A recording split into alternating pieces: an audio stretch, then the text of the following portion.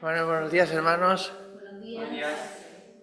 Aprovechando que era Navidad, estaba en vacaciones y demás, y tenía un poco más de tiempo, y hacía un par de semanas antes de Navidad tenía pensado hacer algo, y lo estoy organizando ahora para empezarlo. Y pues es ir viendo las profecías de la Biblia una por una. Así que voy a empezar hoy con la primera. Esta primera se llama la primera promesa de la redención, la he llamado. Porque desde el mismo momento de la caída del hombre, Dios anunció su plan perfecto de redención. Aunque Adán y Eva pecaron, Dios, en su misericordia, no dejó a la humanidad sin esperanza. Y esto lo podemos observar en Génesis 3:15, que dice así: y pondré enemistad entre ti y la mujer, y entre tu simiente y la simiente suya. Esta te herirá en la cabeza, y tú le herirás en el calcañar. Seguramente esto sonará, porque a mí haciéndola me sonaba de alguna prédica que hizo Rocco en algún momento, que hablaba de precisamente esta profecía. Esta profecía aparece inmediatamente después de la caída de Adán y Eva en el jardín del Edén. A poneros en contexto. Cuando Dios declara juicio sobre la serpiente, que es Satanás, la mujer y el hombre. En este versículo hay 4 representaciones. La primera es la serpiente, que representa a Satanás, la cual en Apocalipsis 12:9 se ve que la serpiente realmente pues es Satanás, ¿no? Ahí está descrito. Luego está la simiente de la mujer, que se refiere a un descendiente que vendrá de la mujer y vencerá al poder del mal. En este caso, la simiente de la mujer estaría representando al propio Jesucristo, porque si nos damos cuenta, en esta simiente no involucra la simiente del hombre, sino solo la de la mujer. Y si recordamos cómo nació Jesucristo, María era virgen. O sea, nació por la gracia de Dios, ¿no? Luego está la herida en la cabeza, que significa la derrota definitiva de Satanás.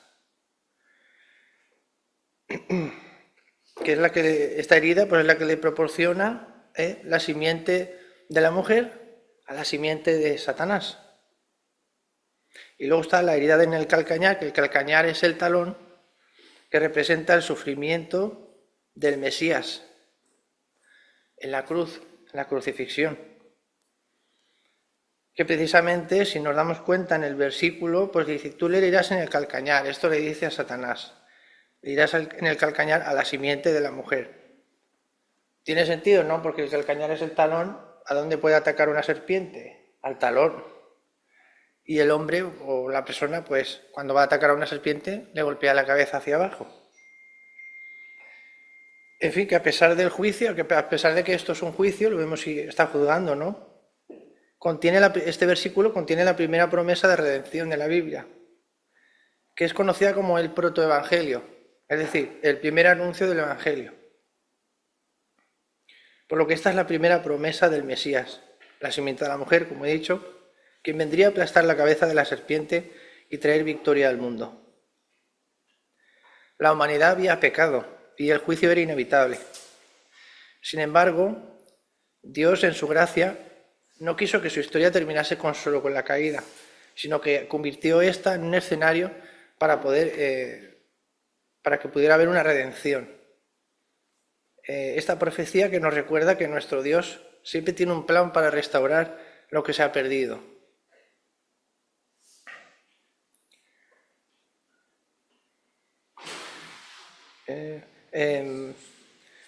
Aunque Satanás sigue vivo en este mundo, su derrota es segura. Y aquí ya Dios nos lo deja claro, ya de entrada, ¿no? Y Jesús en su segunda venida consumará esta victoria definitiva, como nos dice en Apocalipsis 20:10. Hoy, como hijos de Dios, podemos vivir con la seguridad de que la victoria sobre el pecado y el mal ya ha sido ganada. Cristo, la simiente de la mujer, nos ha dado la esperanza de una vida eterna. Por lo que yo os invito hoy a que pongáis vuestra confianza en Dios, en Cristo. Si alguna vez sientes que el enemigo te rodea, recuerda que su derrota ya está escrita. Así que oremos por esto. Vamos a orar por anunciar, para dar gracias a Dios por anunciarnos desde el principio su plan perfecto para nosotros, su plan perfecto de redención.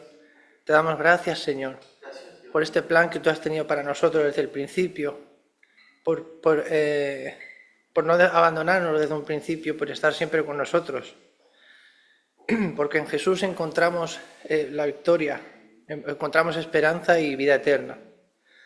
Ayúdanos a vivir confiando en tu promesa y proclamando tu victoria. En tu nombre, Señor, en nombre de Jesucristo. Amén. Queridos hermanos, último culto del 2024. Hoy he titulado El mensaje sin vergüenzas. Y todo esto es producto de algo que me ocurrió la semana pasada, o esta semana, creo que sí, esta semana. Creo que fue esta semana, sí, por ahí lunes o martes o por allí. Yo trabajo en un polígono industrial, ¿no? Entonces, como un polígono industrial, pues hay naves, hay calles muy anchas, y normalmente pues también hay camioneros, hay choferes que tienen que cargar su mercancía, descargarla, y a veces los choferes, uno se da cuenta, ¿no? Que vienen a hacer algo, vienen de otros países, de la Unión Europea, de diferentes países, y no está listo por alguna razón, pues su carga o lo que sea, y le toca pues esperar, ¿no? Entonces tú los ves, yo voy pasando, ¿no? Y los ves allí que sacan pues una mesita y se sientan al lado, y se sacan una hornilla incluso y se cocinan su comida, y ahí sentaditos, ¿no? Porque no tienen más nada que hacer, o los ves durmiendo allí en la cabina del camión. Porque yo como trabajo con el ordenador, estoy toda la mañana y prácticamente todo el día ahí sentado. Entonces cuando me llega la media hora de mi almuerzo, yo aprovecho, yo como cualquier cosa allí mientras trabajo en el ordenador, ahí en mi mesita, y en mi media hora yo salgo a caminar, ¿no? Y esta semana salí a caminar y vi algo que probablemente haya visto muchas veces en el pasado, pero esta vez, no sé, me hizo clic. Ese día hacía muchísimo frío, ¿no? Estos días que ha hecho, pues algunos días que ha hecho verdaderamente frío, ¿no? Y ese día, pues allí estaba particularmente frío, ¿no? Ese frío que se te cala hasta los huesos y que vas como pensando que te duele incluso la cara, ¿no? Del frío. Y de hecho iba caminando y pensaba, mira, me voy a devolver, me meto en el coche, me cuesto un ratito y hago la siesta o algo. No, porque hacía muchísimo frío. Pero mientras iba andando, vi que había un camión ahí aparcado en una de las calles del polígono industrial, y del camión pues se baja una persona, se baja un hombre. Y me acuerdo que me llamó la atención. Yo iba caminando y el camión estaba allí, un poquito más adelante, yo me iba acercando a él. Y el hombre se baja y se baja con poca ropa, ¿no? O sea, no estaba desnudo ni nada, pero estaba muy ligero de ropa. Yo me acuerdo de eso porque hacía tanto frío que de hecho estaba en chanclas el hombre. Yo dije, pues este hombre con este frío, y se baja con una alfombrita, con un pañito, una cosa, ¿no? Y mientras yo voy acercándome poco a poco a él, y él va más o menos, mira, se pone a calcular dónde está la dirección, tira el pañito allí en el suelo, se arrodilla y pone su cabeza ahí en el altar y empieza a hacer su oración. Pues, obviamente era un musulmán, ¿no? Estaba haciendo su oración. Los musulmanes oran 5 veces al día y tienen que orar en dirección a la Meca, que es una mezquita que está allí en Arabia Saudí, ¿no? Donde ellos tienen ya, incluso tienen aplicaciones del móvil donde dice, pues ellos miran y ¡pum!, estaba allá, ¿no? Y ya saben hacia dónde tienen que dirigirse, ¿no? Y esto, hermano, me llamó muchísimo la atención porque, como dije al principio, es algo que yo he visto por televisión y en vivo muchísimas veces, ¿no? Pero recordé, por poner un ejemplo un poquito banal, ¿no? De mi vida, ¿no? Porque lo apliqué a mi vida en ese momento, ¿no? Las veces que yo he tenido que compartir con otras personas que no son creyentes y que me ha tocado, por ejemplo, compartir la mesa En estas épocas en donde te sientas a la mesa con tantas personas, muchas veces incluso los que trabajamos así, hacemos comida de empresa y nos toca sentarnos con personas a la mesa y en un bar o en un restaurante, ¿no? Y recordé todas las veces, o muchas veces, en que yo me había sentado y me pasa por la cabeza, tengo que darle gracias a Dios por la comida, pero he tenido cierto reparo en hacerlo. ¿Por qué? Porque estamos rodeados de personas que no conocen a Cristo, ¿no? Obviamente, antes me pasaba mucho más. Llega un momento en la vida de uno como creyente y con la madurez y con los años que te da exactamente igual lo que diga la gente y inclinas tu cabeza. De hecho, yo siempre lo hago, ¿no? Me sirven el plato, pues si yo inclino un poco la cabeza y a veces ni cierro los ojos y simplemente pues le doy gracias a Dios en silencio. Por la comida y comienzo a comer, lo hago rápido, pero sí que es verdad que muchas veces he tenido cierto reparo, sobre todo en el pasado, y pensaba en eso, ¿no? Y aquí estaba este hombre musulmán, sin importar el frío, se había tirado en medio de la calle, estaba frente a su camión, en la calle, ni siquiera estaba en la acera, en el andén, estaba en la calle, allí arrodillado, cumpliendo con su obligación de su religión, ¿no? Pasaban coches alrededor, estaba pasando yo alrededor y me quedé mirando, yo caminando allí con mi móvil, escuchando música, y ahí estaba el hombre, y le daba igual porque él estaba cumpliendo con las pautas de su religión, estaba haciendo su rezo pautado, ¿no? Y el Señor me confrontaba, ¿no? Y precisamente pensaba en cuántas veces yo había tenido ese reparo en medio de las personas con que yo estaba comiendo, por poner un ejemplo, ¿no? Y yo decía, pues, quizás no es el momento justo para yo ponerme a orar aquí y poder cerrar mis ojos, porque igual desentono, igual me mira mal, o igual pasa algo que no lo sé, muchísimas. Ese era lo que Dios me estaba confrontando en ese momento, ¿no? Y me acordé también, fui un poquito más atrás y me acordé cómo en mis inicios como creyente, cuando comencé a caminar con Cristo, cuando era más o menos como Amanda, la vergüenza que a mí me daba que se enteraran que yo era evangélico, me daba pena, me daba vergüenza. Yo decía, o sea, si se enteran que yo voy para una iglesia diferente a donde van los demás y que yo intento pues alabar al Señor y que intento vivir una vida en santidad, qué vergüenza, ¿no? Y no sé por qué, porque uno es tonto de adolescencia, pues tiene pues los niveles de hormonales altos, entre ellos la tontastatina y la bovalantina y todas esas hormonas que lo hacen a uno muy tonto, ¿no? Obviamente con el tiempo pues esos reparos y la madurez, como comentaba antes, pues fue pasando, pero todavía quedan resquicios de esas cosas. Y yo sé que el que más o el que menos tiene cierto reparo a la hora que Dios habla el corazón de nosotros para decir, háblale a esta persona de Dios. O toma el paso y dile a esta persona lo que Dios tiene en tu corazón para esta persona. O como es el caso que comentaba Milagros acerca del perdón para dar testimonio en nuestra vida de lo que Dios ha estado haciendo, ¿no? Y quería cerrar precisamente este año con esta palabra, que nos llevásemos en nuestro corazón la palabra sinvergüenza. Por eso he querido titular el mensaje sinvergüenza, porque aunque yo sé que la palabra sinvergüenza tiene connotaciones negativas, ¿no? Un sinvergüenza es un bribón, es una persona que es incluso un falta de respeto y eso, ¿no? Pero yo quise titular el mensaje así para que lo recordáramos, un poquito a manera de gancho publicitario, ¿no? De reclamo o de clickbait, si le queremos dar una palabra propia de las redes sociales modernas, ¿no? Pero para que lo recordemos, para que lo podamos recordar y llevarlos en nuestro corazón, para que en el año 2025 podamos ser creyentes y podamos ser una iglesia sin vergüenza. No una iglesia de sinvergüenzas, una iglesia sin vergüenza, una iglesia que no tenga vergüenza de mostrar lo que Dios nos ha dado. Hombres y mujeres, queridos hermanos, que no nos avergoncemos de levantar nuestra voz cuando haga falta, ¿no? Creyentes que no tengamos vergüenza de nuestros principios y de nuestros valores como cristianos, delante del mundo, creyentes que no nos avergoncemos de compartir el Evangelio de Jesucristo a tiempo y afuera de tiempo, a orar en público cuando haga falta. Cuando una persona tiene una dificultad, decirle: yo creo en un Dios que puede meter tu mano en la dificultad. Vámonos aquí al rincón, que quiero orar por ti. O tenga una dolencia, o que tenga una enfermedad.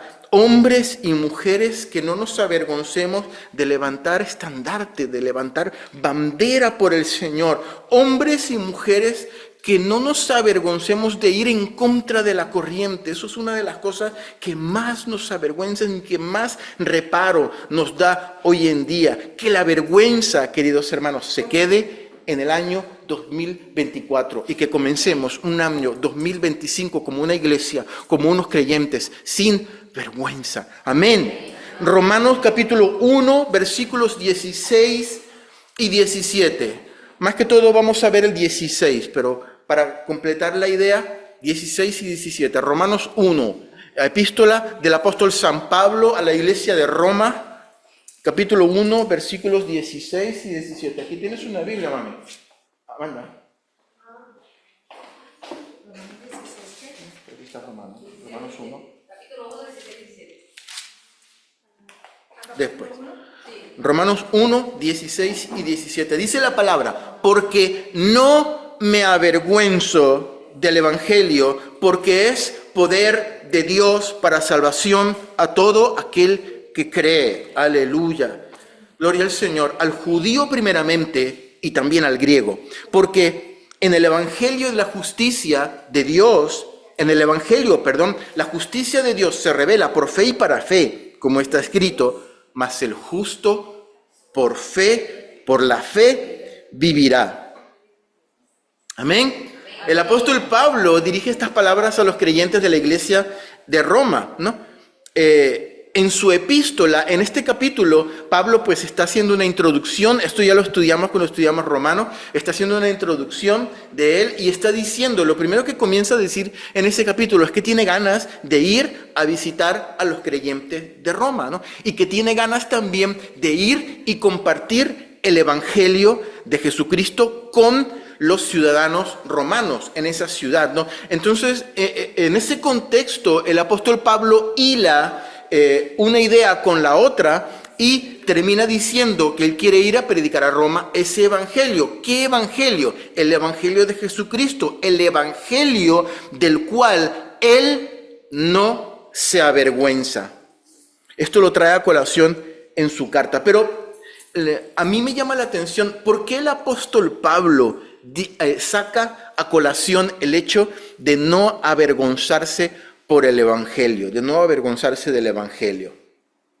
En las epístolas, hermanos, o en las cartas, así como en cualquier carta o como cualquier correo electrónico que hoy en día enviamos pues, a otra persona, ¿no? Existen elementos que son comunes del el que emite la carta al que recibe, al destinatario de la carta, ¿no? Si otra persona lee esa carta, muchas veces o en algunas situaciones va a tener dificultad en querer entender lo que esa persona estaba diciendo. ¿Por qué? Porque la carta va dirigida a una persona y normalmente pues en un contexto donde las dos personas se supone que tienen que entender lo que se está diciendo. Por ejemplo, imagínate que yo escribo una carta a un grupo de amigos que estuvimos en el verano pasado pues juntos y salimos, hicimos cosas, ¿no?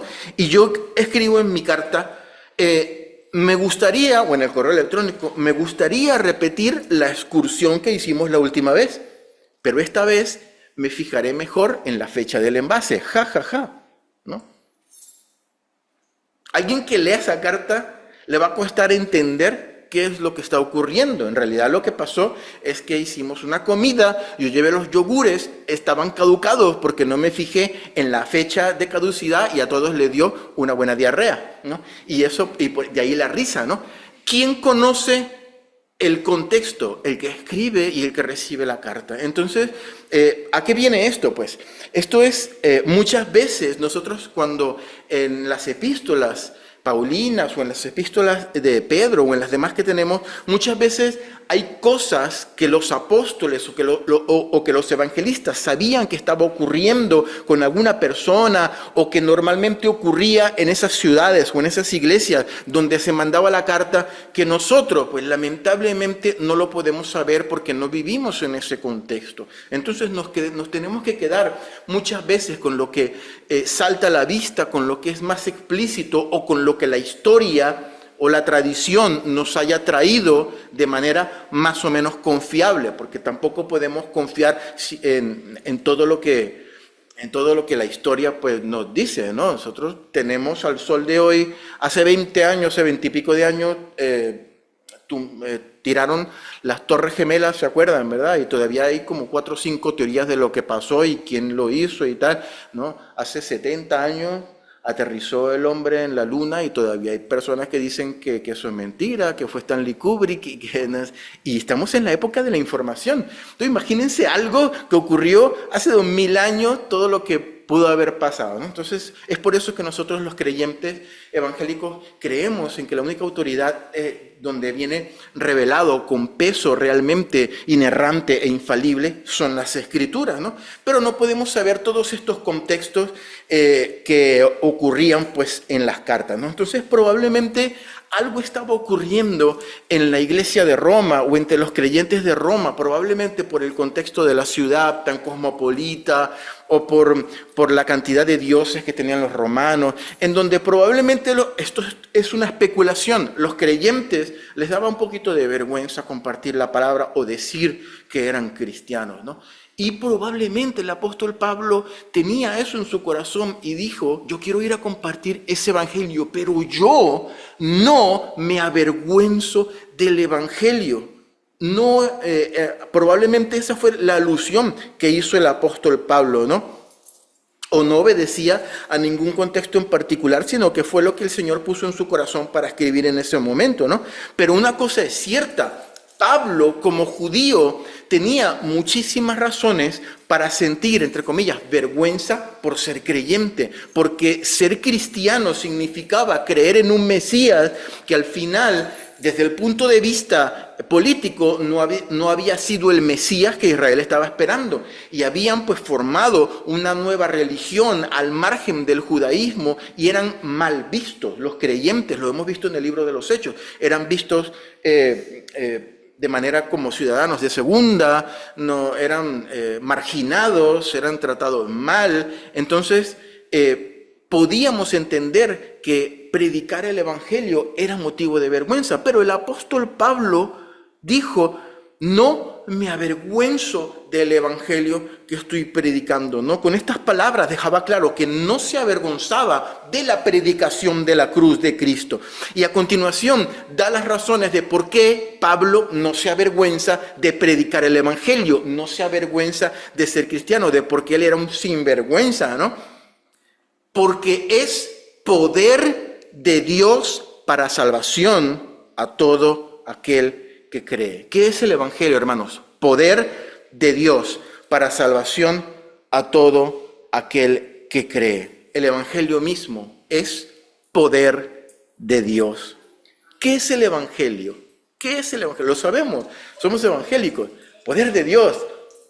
Pero ¿cómo podemos tener una definición más amplia del evangelio? Pues el evangelio viene de la palabra griega evangelion o evangelión, ¿no? Que es una palabra que a su vez es compuesta de 2 palabras griegas, eu, que significa bueno, y ángelos o agelos, que significa mensajero o mensaje. De ahí viene la palabra ángel, que es un mensajero, ¿no? Entonces, básicamente, ¿qué es el evangelio? Evangelión es un mensaje bueno, comúnmente traducido como buenas noticias o buenas nuevas. Ese es el evangelio. Buenas noticias. Todo lo contrario a cuando tú enciendes la televisión o empieza el noticiero o lo pones los titulares en internet. Todo lo contrario.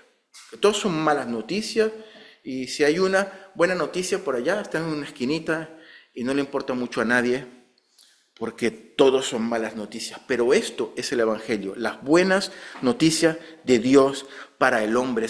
¿Recordáis? Ahora que acabamos de pasar la Navidad, ¿cuáles fueron las palabras del ángel a los pastores? En Lucas capítulo 2. ¿Alguien que pueda leer Lucas 2, versículo 10? Y versículo 10 y 11. Lucas 2, 10 y 11. Las palabras del ángel a los pastores que se aparecieron. Dice, pero el ángel les dijo, no temáis, porque he aquí os doy nuevas de gran gozo. Evangelión. Que será para todo el pueblo. Que os ha nacido hoy en la ciudad de David un Salvador, que es Cristo el Señor. Aleluya. Las palabras del ángel es, os traigo buenas noticias, os traigo un mensaje bueno, os traigo en el griego un evangelión, buenas noticias que será para todo el pueblo, que os ha nacido hoy en la ciudad de David un Salvador que es Cristo el Señor. Nuevas de gran gozo. El evangelio, queridos hermanos, es o son las buenas noticias de Dios para el hombre, en medio de una corrupción, de una perdición, en medio de una condición de pecado que no tiene cura, que no tiene solución. Dios te dice, hay buenas noticias para ti. Yo ofrezco la cura, yo ofrezco la solución. Tienes la manera de salir de allí y de tener salvación de Dios y de tener relación nuevamente conmigo. Eso son las buenas noticias de Dios para el hombre, para todos los hombres. El evangelio es el poder de Dios para salvar a todo aquel que cree. Y ese poder está en la persona de Jesucristo. Amén, hermanos. De Jesucristo y de su obra redentora en la cruz del Calvario. No podemos separar a Jesús de su mensaje, como lo vamos a ver más adelante cuando concluyamos el mensaje. El mensaje de Jesús es completamente indivisible de su persona, de la persona. Son dos elementos inseparables. Avergonzarse del evangelio es avergonzarse de Jesús mismo. Por eso tenemos que ser hermanos creyentes, hombres y mujeres, sin vergüenza de Jesús, sin vergüenza de su mensaje. Mientras estudiábamos el libro de los Hechos, específicamente en el capítulo 4, el que no se acuerda lo tenemos publicado ahí en YouTube. En el capítulo 4 ocurrió que Pedro oró por el cojo y se sanó, el que estaba allí en la puerta de la Hermosa, ¿no? Y empezó a saltar y lo interpelaron a Pedro los principales gobernadores y religiosos de Israel. Y el apóstol Pedro termina con una frase lapidaria, con una frase incisiva y maravillosa, donde dice, en ningún otro hay salvación, porque no hay otro nombre dado a los hombres en el que pueda haber salvación. Y hablamos que la palabra salvación viene de la raíz griega del verbo sozo, que significa salvar, sanar, liberar. Y comentábamos en su momento que la palabra salvar también significaba en el griego sanar. Entonces, cuando está hablando del cojo, probablemente el apóstol Pedro está diciendo, en ningún otro hay sanidad, porque solo Dios puede sanar de manera milagrosa, como lo ha hecho con este hombre. Pero obviamente a la palabra, al tener la connotación de salvación, también es salvación y sanidad, o liberación, ¿no? Tiene bastantes acepciones, ¿no? No necesariamente cuando leemos la palabra salvación en la Biblia nos tenemos que referir a la salvación de la condenación eterna, ¿no? A veces se habla de sanidad física, a veces de sanidad del corazón, a veces de liberación de un peligro, otras veces de salvación eterna, ¿cómo no? Pero tiene diferentes connotaciones, ¿no? La salvación. Y encontrar a Jesús significa, queridos hermanos, encontrar ese paquete de salvación que es integral a nivel de todas las áreas de nuestra vida. Encontrar a Jesús, querido hermano, significa encontrar un paquete de salvación integral. Solo en Él encontramos sanidad de corazón. Solo en Él también encontramos sanidad a nuestras enfermedades. Solo en Él encontramos sanidad y liberación de opresión o de influencia demoníaca. Hermanos, solo en Él encontramos liberación de vicios y hábitos que destruyen nuestra vida. Solo en Él encontramos liberación de ataduras como la depresión o como una vida sin sentido y sin razón. Solo en Él podemos encontrar sabiduría y ser salvado de malas decisiones que tomemos en nuestra vida. Solo en Él podemos encontrar sanidad a los traumas del pasado que arrastramos, que nos hacen vivir mal el presente y limitan nuestro futuro como personas. Y por supuesto, solo en Él encontramos salvación para la vida eterna. Todo eso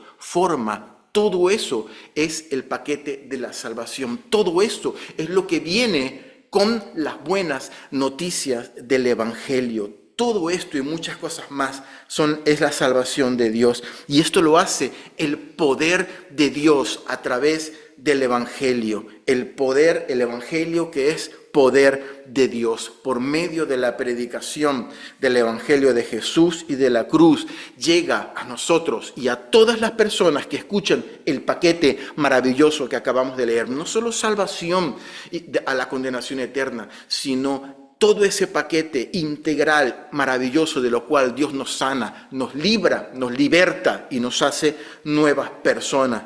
¿Cómo, hermanos? Y aquí viene la pregunta clave. ¿Cómo puede ser motivo de vergüenza llevar a las personas este mensaje tan maravilloso y tan poderoso, el más poderoso del universo, a las personas? Es un mensaje que dice todo esto. Esta palabra es la que te puede a ti salvar, sanar, liberar, ayudarte en tus traumas, ayudarte en tu enfermedad. Todo esto forma parte del Evangelio. ¿Cómo puede ser, queridos hermanos, motivo de vergüenza predicar el Evangelio de Jesucristo, que es poder de Dios? No nos podemos permitir, queridos hermanos, ser cristianos con vergüenza.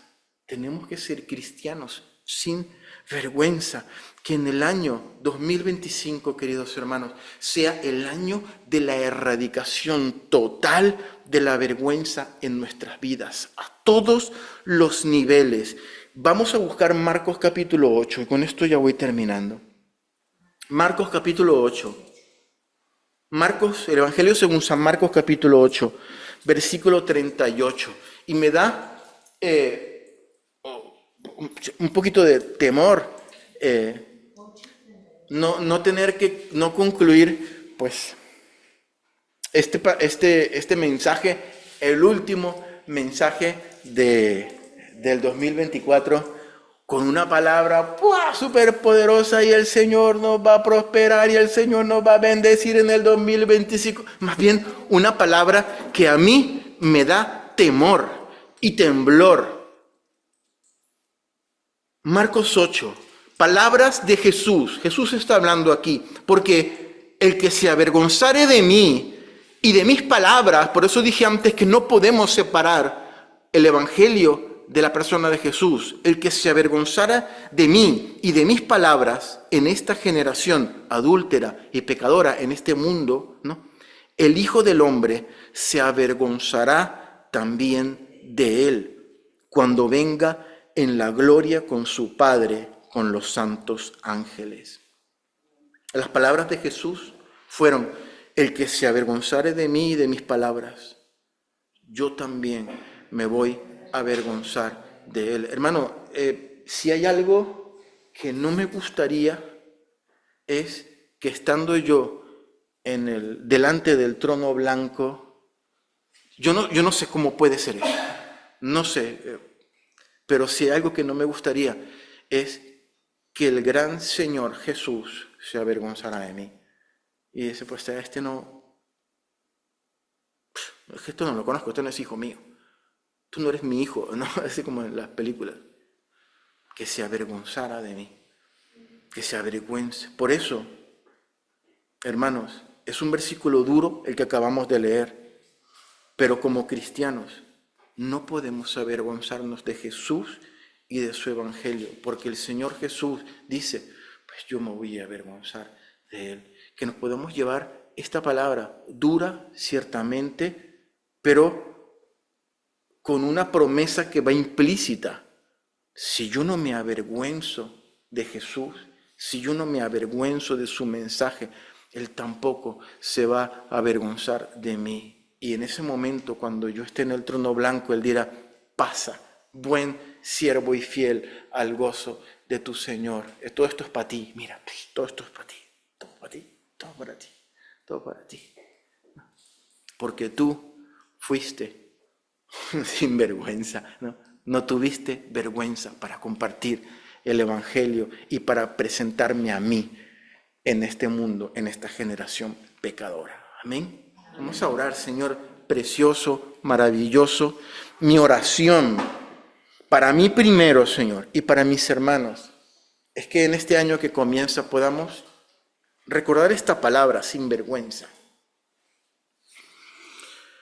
Yo no sé, Señor, yo sé que muchas veces nosotros hemos superado en ciertas áreas de nuestra vida la vergüenza de tal vez de compartir tu palabra, pero tal vez hayan áreas en nuestras vidas en donde no nos sentimos tan cómodos, o tal vez sea en nuestro trabajo por temor al que dirán, o en ciertos círculos familiares por temor a ser rechazado y que nunca más nos inviten, o qué sé yo, Señor. Yo sé que tú pones en el corazón de las personas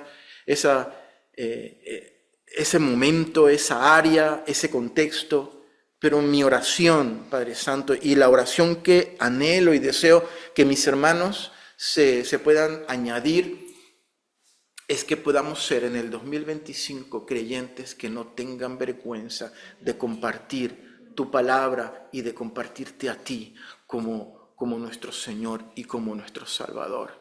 Que cuando llegue la oportunidad, que apenas se presente una oportunidad, podamos compartir ese mensaje que es poder de Dios para salvación, que tiene tanto encerrado, que tiene tanto, que es un paquete que explota de lo maravilloso que tiene, porque es poder tuyo, Señor, el poder tuyo. Tú eres omnipotente, eres ilimitado, no tiene límite tu poder, y ese poder sin límite está concentrado en estas palabras, en el Evangelio de Jesucristo. Ayúdanos, Señor, a poder diseminar ese poder tuyo en la vida de las personas, Señor, que no te conocen, en las situaciones en donde hay otros poderes que se quieren levantar, y no tener vergüenza de ir contracorriente, de decirlo claramente, aunque suponga tal vez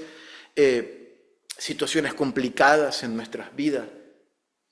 Pero nosotros, Señor, queremos presentarnos delante de ti como cristianos que no tengan vergüenza, para que un día, Señor, tú puedas sentirte orgulloso, Señor, de nosotros. Tú puedas